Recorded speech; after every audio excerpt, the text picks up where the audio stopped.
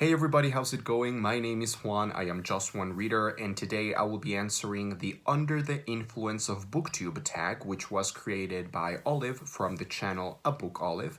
And this tag, as the title very clearly suggests, is a tag that talks about the impact and the influence that BookTube has had on the readers, on the individual members of the community. So I will be discussing certain channels maybe that have really impacted me, that have affected me in some way, but I will not be just referring to the individual members of the community, but also to the community as a whole, as a big presence, as an omnipresent thing, as a cloud of BookTube. If you will come with me, let's go and answer the Under the Influence of BookTube tag. Question number 1. What is a fantastic book that you have read off the recommendation of another booktuber? And oppositely, what is a book that you were talked out of reading because of a booktuber's review? This is a question in which I can very clearly see the impact that BookTube has had on me, because from recent years, most of my favorite books have been recommended by booktubers. For example, these are just a couple of examples. The Dumb House by John Burnside, recommended of course by Jen Campbell. Swamplandia, one of my all-time favorite novels, by Karen Russell, recommended by Mercedes from Mercy's Bookish Musings. Fight Club by Chuck Palahniuk, and 10th of December by George Saunders, another one of my favorite books of all time, both of which have been recommended by Stripped Cover Lit, by Adrian and Dalton from Stripped Cover Lit. Now, oppositely, there are some books that I do intend on reading. I do still have them with me. I still have them in my TBR, but I was much more excited about them before watching people talk about them than I am now. Now my expectations are much lower, and I am not really looking forward to reading them as much as I once was back when I bought them.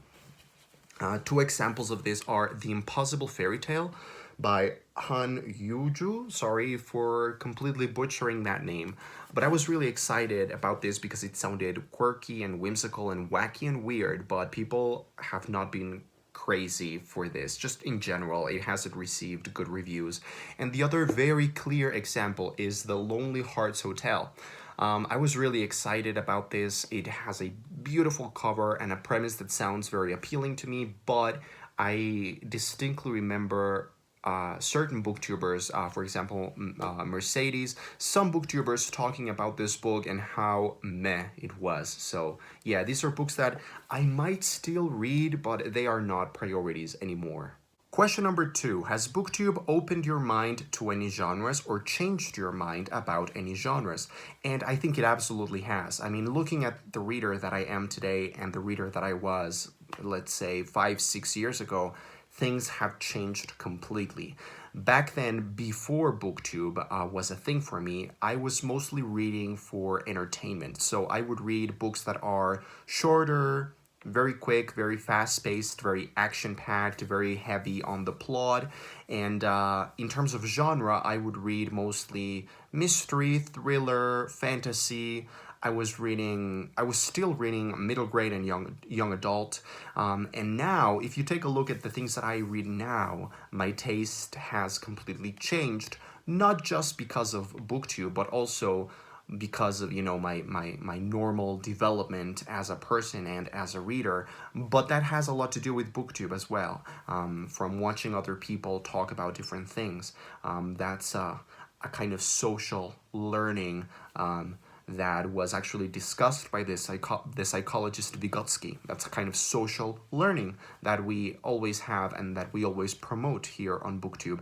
And now, what I read now is mostly literary fiction, which I never read before BookTube. I read short story collections, which I never really read before BookTube. And I also am starting to read nonfiction, which I never thought I would like. Question number 3. How much time did you spend on YouTube before BookTube, and how much time do you spend on it now? Before BookTube, I would only use YouTube for karaoke tracks for my singing lessons, and that was pretty much it. So maybe 15-20 minutes a day, tops, absolute tops. Now I am probably watching YouTube maybe from an hour to 2 hours every single day. That sounds like a lot, but because I spread it out throughout the day, I don't notice it that much. Question number 4, how many books did you read per month or per year before BookTube, and how many do you read now?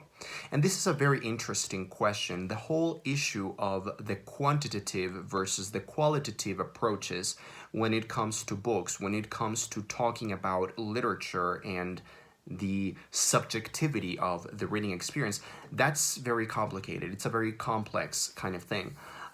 Before BookTube, I would probably read more, a higher amount of books, but the types of books that I would read, like I said in a previous question, they were very different. I would read shorter books. I would read lighter books. I would read, in terms of quality, I would read books that maybe were not literary at all. Because I was just reading for entertainment purposes alone. Now that I am on BookTube, I am much more concerned with finding the right book at the right time and finding something of good quality, and I am not really interested at all in the quantity of the books that I read per year. Now, that being said, I have miraculously realized that I am still reading pretty much the same amount that I was reading before I was on BookTube. Before I was on BookTube, I would probably average about 60 books per year, and now I am averaging pretty much the same, around 60, sometimes a little bit more, sometimes a little bit less. This year, I think I'm gonna top myself. I think I'm gonna be able to read around 80 books this year, and that would be, wow, that would be great for me. But yeah, it's not so much a matter of the quantity for me, it's more the quality. That's where I can see the difference. Question number 5, has BookTube affected your book buying habits? And if so, are you pleased or displeased by this?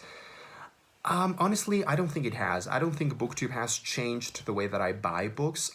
If anything, I think when I am at a bookstore or when I am browsing online on Amazon or whatever, if I see a book that I know has been recommended by certain booktubers, I am more inclined to picking it up and reading it. But other than that, I'm still pretty much the same kind of book buying person. So no. Question number 6, has a review by a booktuber ever retroactively made you reconsider your stance on a book? And yeah, I think there have been many reviews, many booktubers, many channels, many individuals here in this community who really take it upon themselves to be very, very critical of what they read, and that is absolutely what they should be doing. That's what we all should be doing. However, there are certain books that I have really, really, really enjoyed, and when I have watched this very critical and very, very well thought out reviews, my views, my stance on these books that I have thoroughly enjoyed and even loved has changed, has been reconsidered. And that doesn't mean that I don't like the book or that I like the book any less. It just means that my view, my consideration of the book becomes more complex, and hopefully I can integrate what the booktuber is saying and I can incorporate that to the response that I had to the book and what made me love the book so much. So, some examples of that are, of course, A Little Life. It would be impossible not to talk about this book in this particular question. This is a book that I loved. It was a very emotional book for me. I had a very, very emotional, primal response to it. I loved the characters. There were some flaws that I found in it, but I still gave it my number one spot, my favorite spot of the year. I think it was 2015 when I read it, and it was my favorite book of the year, and I loved it, and I still look at it, and I know there are some flaws with it, but I still love it. And I remember before reading this book, I had not watched any reviews whatsoever, and once I finished the book, I went online, I went on BookTube, and I started watching reviews, and I was appalled. Nobody liked this book. Nobody loved this book the way that I had. And I was shocked. I was kind of traumatized, actually. And I particularly remember Mercedes from Mercy's Bookish Musings and Jen Campbell, which are two of my goddesses, two of my oracles of bookishness. And they both hated it. And it was funny, it was interesting, it was curious because I was listening to them and I could tell they were right. What they were saying made complete sense to me. But at the same time, I still remained very adamant on why I loved this book. And that's a very, very weird thing to have your opinion challenged in a way, but at the same time, your opinion remains your opinion and you can just kind of incorporate other lines of thought to your mindset. And that's what BookTube is really great for. Now, that's one example. Another example is pretty much all the reviews that have been posted by Adrian and Dalton from Stripped Cover Lit. Stripped Cover Lit is probably one of my favorite, like, top 3 channels on YouTube, on the internet. I absolutely adore them. I am a big fan. I'm pretty sure I am their #1 Mexican fan. I can say that for sure. And I remember a couple of years ago, I think it was, that they reviewed and tore apart The Fault in Our Stars by John Green. I was devastated. I would listen to them and I would feel like I was having open heart surgery or something. They were completely tearing the book apart in a good way, in a critical, literary way.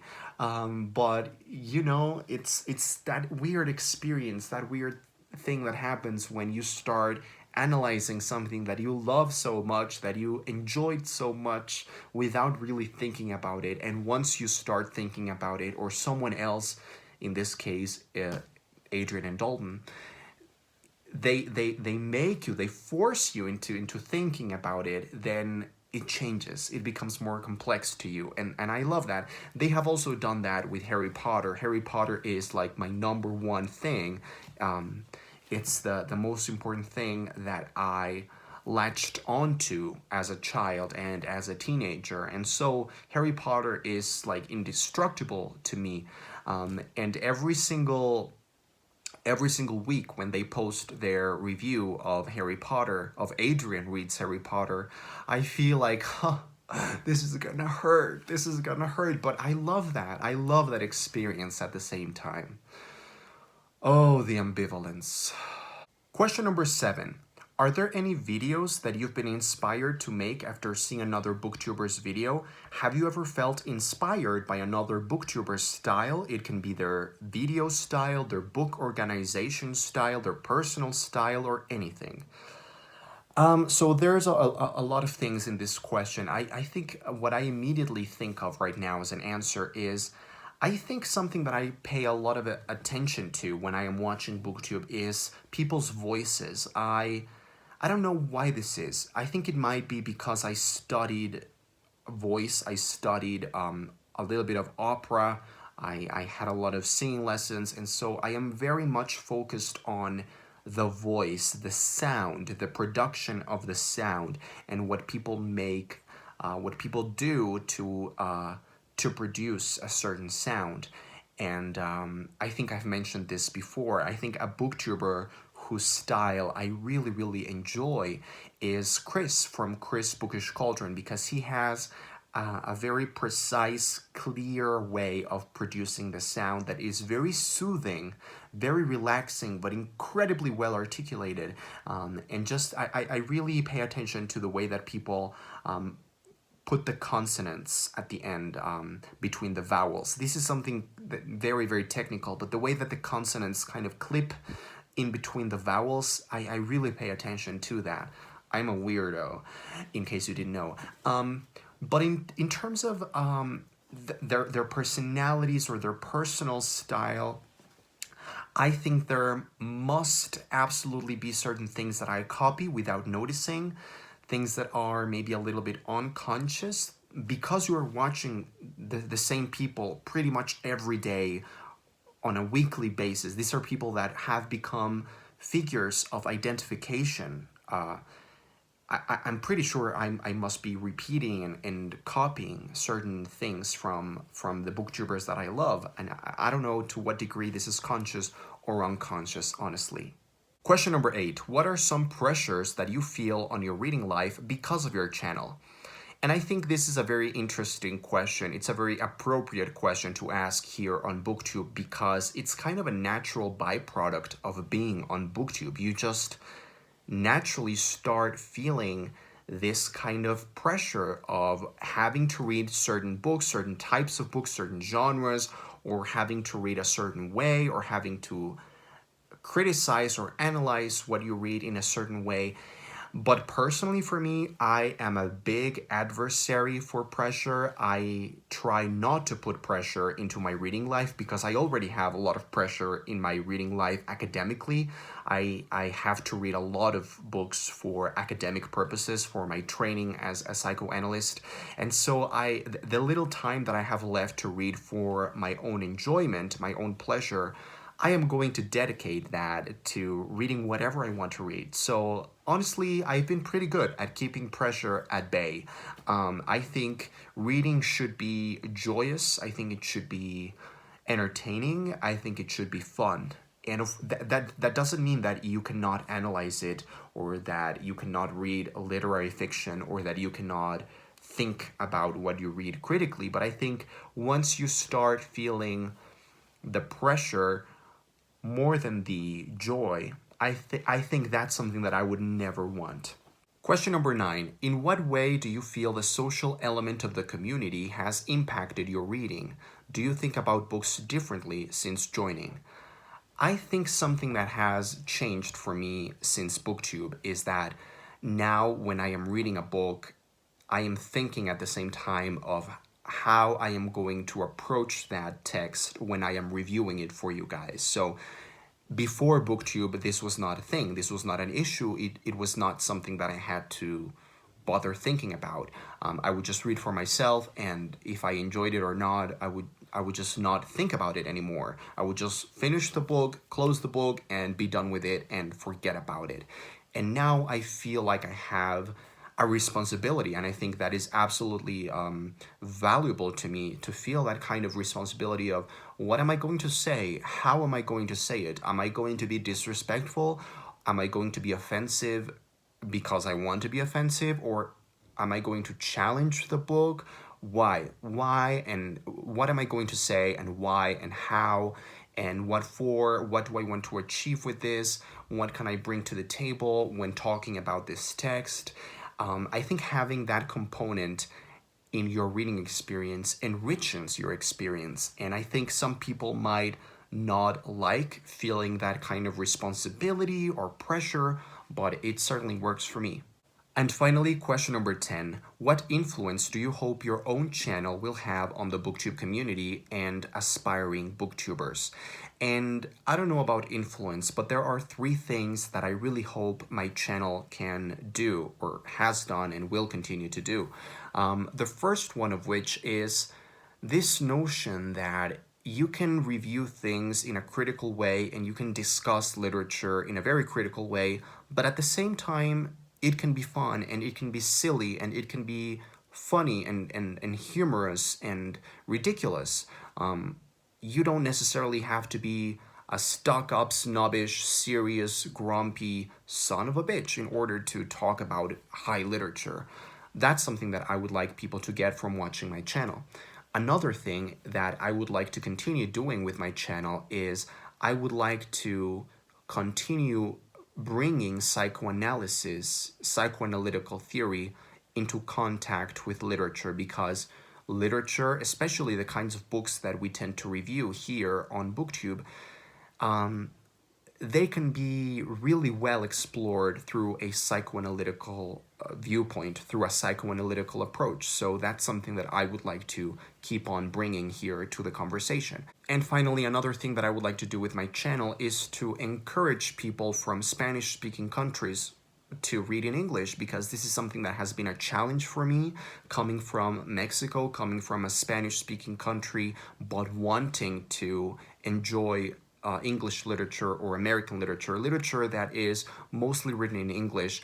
That's always been a challenge for me coming from a Spanish-speaking background, but wanting to read literature that is written in English. So I would like to encourage people to reach out, to go beyond their comfort zones and to just try it. I know it's a challenge. It has been a challenge for me, and I hope I can encourage people to do that. So those are all the questions of the Under the Influence of BookTube tag. Thank you for tagging me, Olive. Now I would like to tag Chris from Chris Bookish Cauldron, Sean the Bookmaniac, Wilson, and Bruno. I think those have not been tagged by Olive. So that's it. Thanks for watching. I am Just One Reader.